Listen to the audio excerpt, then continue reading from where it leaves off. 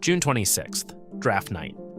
The Anaheim Ducks traded Mason McTavish to St. Louis. No throw-ins beyond picks, just futures coming back. The 15th overall and the 29th overall in this year's draft. McTavish isn't a fringe guy either. 3rd overall pick back in 2021, 23 years old. And Anaheim had signed him to a 6-year deal barely 9 months before this, back in September. Something in the range of $7 million a year by most of the cap tracking sites. Though, I'll say the team itself never put out that exact figure officially. So this is a team trading away a guy they just locked up for the better part of a decade. Then it gets weirder. Anaheim doesn't even sit on both those picks. They use the 15th on an OHL winger, Nikita Klepov, out of Saginaw. Fine, normal draft stuff. But then they turn right around and flip the 29th plus a 4th rounder to Vegas. Vegas, by the way. The exact team that had just bounced them from the 2nd round 2 months earlier for the 28th pick, 1 spot higher. They used that one on a Swedish forward, Marcus Nordmark. So in the span of maybe an hour, Anaheim traded their young center for 2 picks, then traded one of those picks again to their own playoff executioners for a different pick 1 slot better.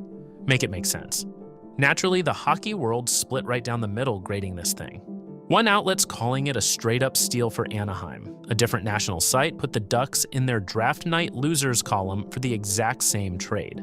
Same facts, same numbers. 2 completely opposite verdicts. And honestly, I don't think either side's wrong, which is the annoying part. Subscribe if you're into this kind of front office chaos because June had a lot of it this year. Worth knowing before we get into the grades, this wasn't some out-of-nowhere call.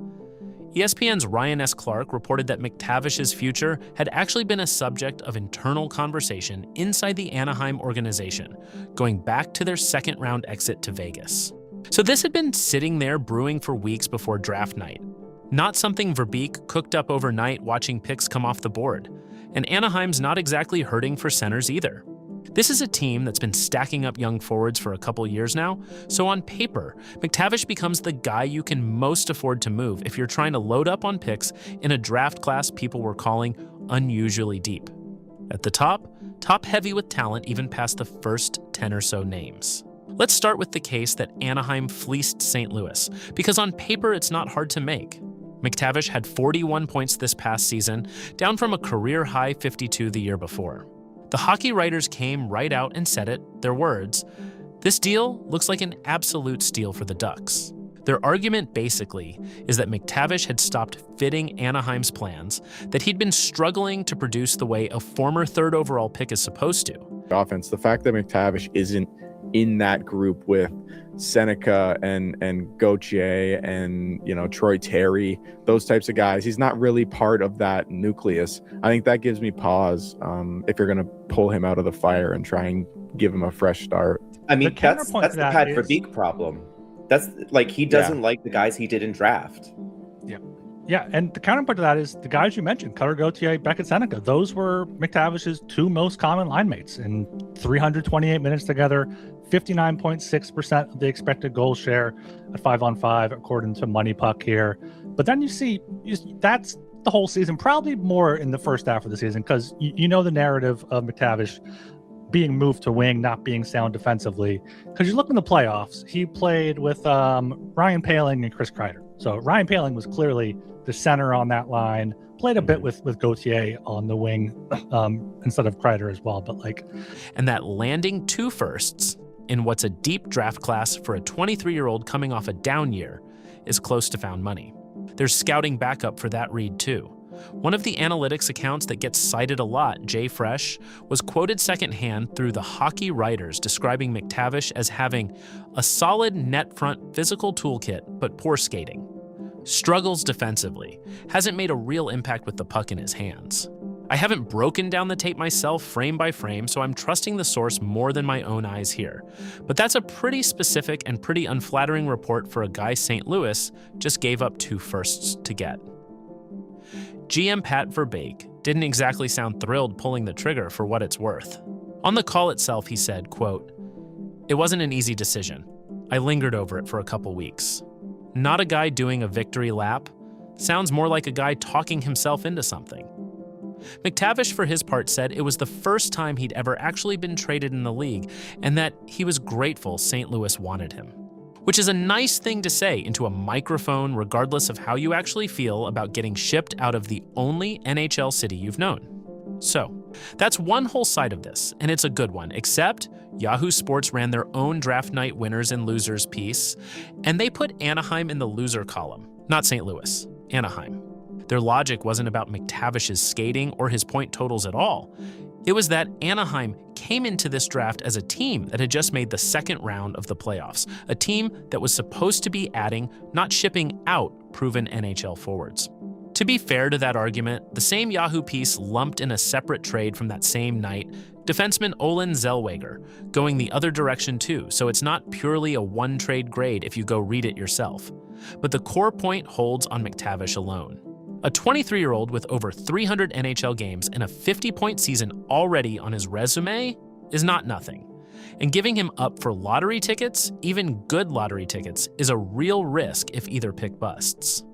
That's kind of the actual disagreement underneath all of this, once you strip the outlet names off it.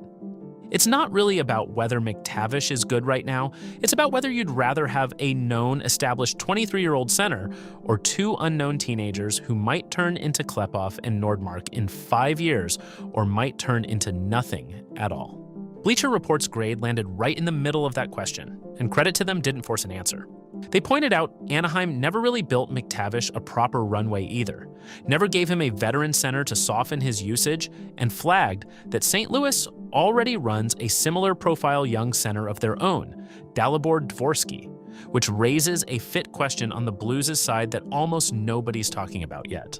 I'll be honest, I go back and forth on this one more than I do on most trades. Some days I think Verbeek fleeced them, other days I think giving up a former top 3 pick who already has a point-per-game season on his record, even coming off one down year, is the kind of move that looks smart in June and dumb in 3.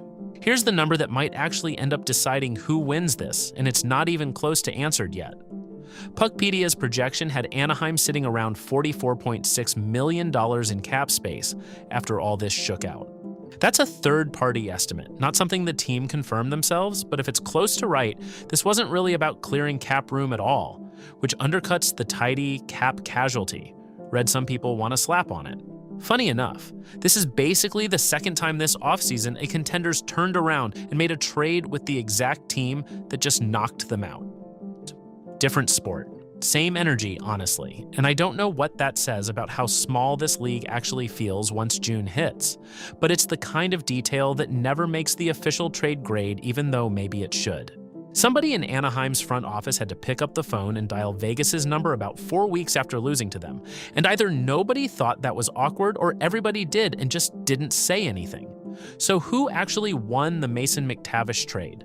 Ask me again in 3 years, once we know whether Klepov and Nordmark turned into anything real, or whether McTavish rediscovers that 52-point form somewhere new. Right now, it's genuinely split down the middle, and I think anyone telling you it's obvious one way or the other is skipping half the argument on purpose. Which side are you on? Ducks fleeced the Blues, or Anaheim just gave up a real player for 2 coin flips? Let me know down in the comments.